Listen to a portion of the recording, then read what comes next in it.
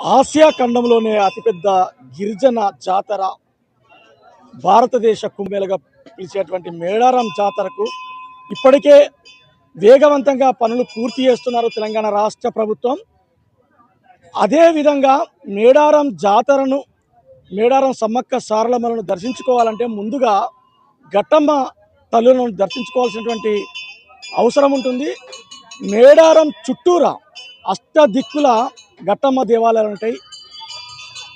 ములుగు సమీపంలో ఉన్నటువంటి ఘట్టమ్మ దేవాలయం ఒకటైతే, అంటే తూర్పు, పడమర, దక్షిణ, ఉత్తర, ఈశాన్యం, ఆగ్నేయం, వాయువ్యం, నైరుతి దిశలలో కూడా ఘట్టమ్మ దేవతలు ఉంటారు. ఈ ఘట్టమ్మ దేవతలు తల్లులను దర్శించుకోవడానికంటే ముందు మొక్కులు సమర్పించుకొని వాళ్ళు ఇక్కడ నుండి భక్తులు బయలుదేరుతారు.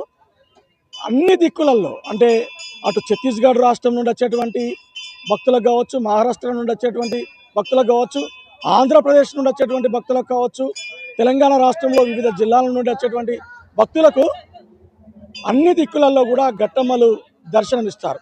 ఈ ఘట్టమ్మ దేవాలయం అంటే గిరిజన ఆదివాసుల సాంప్రదాయంతో ఈ ఘట్టమ్మ దేవాలయంలో పూజారులు ఉంటారు.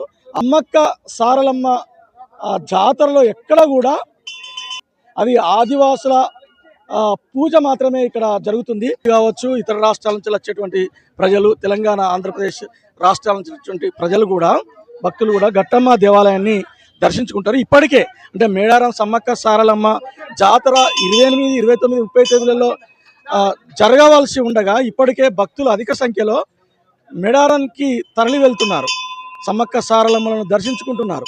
అయితే లక్షలాది మంది భక్తులు ఇప్పటికే దర్శించుకొని రావడం, అదేవిధంగా దాదాపు తెలంగాణ రాష్ట్ర ప్రభుత్వం అంచనా మేరకు 1 కోటికి పైగా భక్తులు వచ్చేటువంటి అవకాశాలు ఉన్నాయని చెప్తున్నారు.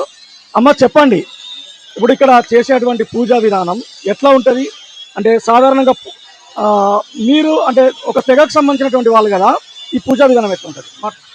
ఆదివాసి ప్రతిరోజు ఇక్కడ మార్నింగ్ పూజ చేయడం జరుగుతుంది. పొద్దున్నే భక్తులందరూ ఇక్కడ ఫస్ట్ దర్శనం చేసుకున్న తర్వాత మేడారం వెళ్ళడం జరుగుతుంది.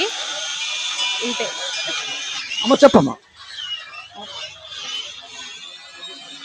ఆదివాసి పూజలు ఇక్కడ ప్రతిరోజు పూజ, దేవుణ్ణి అలంకరించి పూజలు చేస్తుంటాం. ఇక్కడ భక్తులు ఆగండి, ఎవరు జనాలు ఇక్కడ ఆగినాకనే దర్శనం అయినాక ఎక్కడికైనా వెళ్తారు. మేడారం సమ్మక్క సారక్కకు ఫస్ట్ ఘట్టమ్మని దర్శనం చేసుకున్నాక మేడారం వెళ్తారు. ఇక్కడ ఉన్న భక్తులకు మేము భక్తులం, ఇక్కడ ఉన్న పూజారులము అక్కడ భక్తులకు ఏమో హాని లేకుండా అన్ని చూసుకొని పంపిస్తామండి. తల్లిని దర్శించుకోవడం అనేది ఒక ఆనవాయితీ. ఇక్కడి నుండే భక్తులు మేడారం జాతరకు తమ మొక్కులు చెల్లించుకోవడానికి బయలుదేరుతారు. ఘట్టమ్మను దర్శించుకొని రాకపోకలు సవ్యంగా జరగాలని చెప్పి, జాతరలో ఎలాంటి ఇబ్బందులు కలగకుండా ఉండాలని చెప్పి భక్తులు ఘట్టమ్మను మొక్కి ఇక్కడ నుండి బయలుదేరుతారు.